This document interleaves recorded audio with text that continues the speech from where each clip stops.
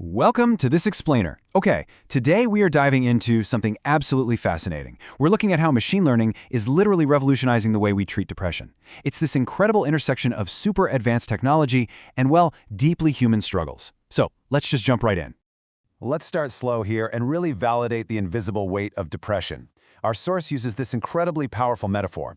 Imagine walking into a giant maze blindfolded while exhausted, emotionally numb, and carrying invisible weight on your shoulders. Wow. That just perfectly captures the agonizing reality of navigating this illness without a map, doesn't it? Because as we know, depression isn't just sadness. It's an illness where just replying to a simple text message can feel completely impossible. Where taking a shower, that's a monumental achievement, and where even hope begins to feel, well, expensive. And because it's so intensely difficult, navigating the healthcare system can feel, honestly, deeply discouraging. For years, the agonizing state of traditional treatment has relied heavily on trial and error. Basically, patients have had to cycle through medications, therapies, routines. It feels like an endless game of emotional roulette. You know the drill. One antidepressant might finally help after months of waiting, while another might actually make symptoms worse. And the real tragedy here, many exhausted patients just simply give up trying because they're literally too tired to start over again and again. But guess what? Right now, a massive paradigm shift is happening. Machine learning is stepping in to act as our compass. We are finally moving away from that old, frustrating guesswork model of, hey, let's try this and hope for the best, to a real precision model. People with similar patterns often respond well to this. It's kind of like someone quietly walking up, removing your blindfold, and handing you a map. A real game changer. Part 1. AI, the Pattern Finder. Now, what's truly staggering here is the sheer volume of data that scientists are actually feeding into these systems. The AI is looking at everything: symptoms, sleep habits, emotional patterns, complex treatment histories, therapy outcomes, and get this, even subtle changes in speech or behavior. The algorithm takes all of these complex, interconnected patterns and starts recognizing which specific treatments are most likely to help specific individuals. It's like a giant puzzle, and AI is putting the pieces together. So the absolutely crucial takeaway from all this data is the impact. By predicting what actually works for an individual based on their unique data footprint, AI can potentially double the remission rates compared to that old trial and error approach. Did you catch that? Double. That is a staggering improvement in a field where finding the right treatment has historically been just so incredibly difficult. And let's make sure we're completely clear on what that actually means. Remission rate is just a medical term for the percentage of patients who experience a significant reduction or even a complete resolution of their depression symptoms. So doubling this rate, that isn't just some neat statistical victory.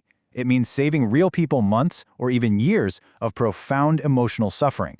It literally gives people their lives back faster. Part 2. What algorithms cannot fix. Now, we have to remember that even with the most advanced tools on the planet, depression still takes root in deeply human spaces. We're talking about loneliness, burnout, grief, trauma, emotional neglect, constant stress, feeling unseen. These are spaces that data, algorithms, and microchips simply cannot touch. Think about it like this. An algorithm can process millions of data points to recommend the absolute perfect treatment protocol, but it cannot hug you after a terrible day. It can't sit beside you during heartbreak, and it absolutely cannot replace genuine human connection. Technology provides the map, right? But we humans still have to walk the journey together. Part 3. 6 Everyday Defense Habits. Since technology can't fix everything, the research points us to a compass of 6 specific defense habits to build resilience.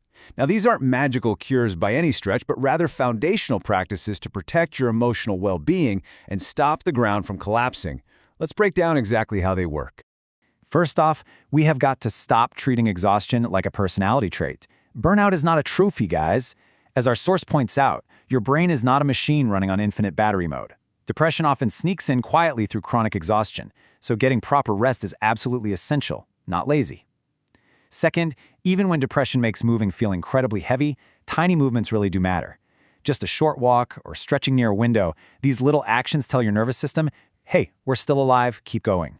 You don't need perfection here, you just need a little momentum. Moving on to steps 3 and 4. Endless doom scrolling basically turns your brain into a crowded room filled with blaring alarms. Constant bad news and online toxicity slowly erode your emotional health. So remember this, sometimes your mind needs silence way more than it needs stimulation. At the same time, and this is a tricky balance, depression often whispers that nobody cares, which makes isolating yourself super tempting. But humans are emotional ecosystems. We regulate each other.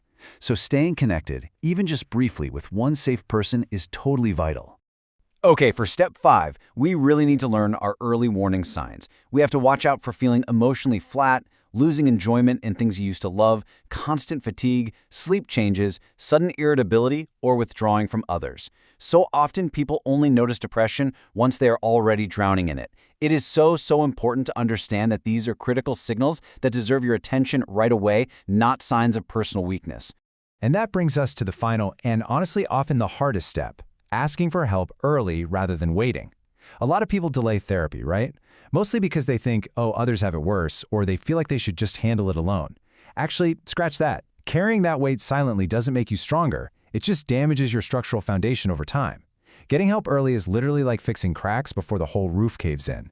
Part 4. The future of healing.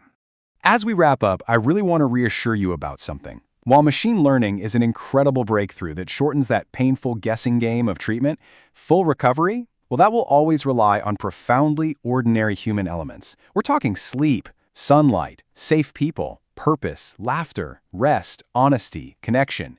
The advanced science might jumpstart the process for us, but these deeply human elements, they are the real foundation of lasting healing. AI and machine learning can map the maze, for sure. They can find the absolute best clinical patterns for treatment, but they can't provide love. Healing begins with science, but it so often finishes with a human being. So here's a question to leave you with. Science can find the pattern, but will you be the one to look at someone in your life and say, you don't have to carry this alone anymore? Thank you so much for joining me for this explainer. Keep learning, keep looking out for each other, and take care of yourselves.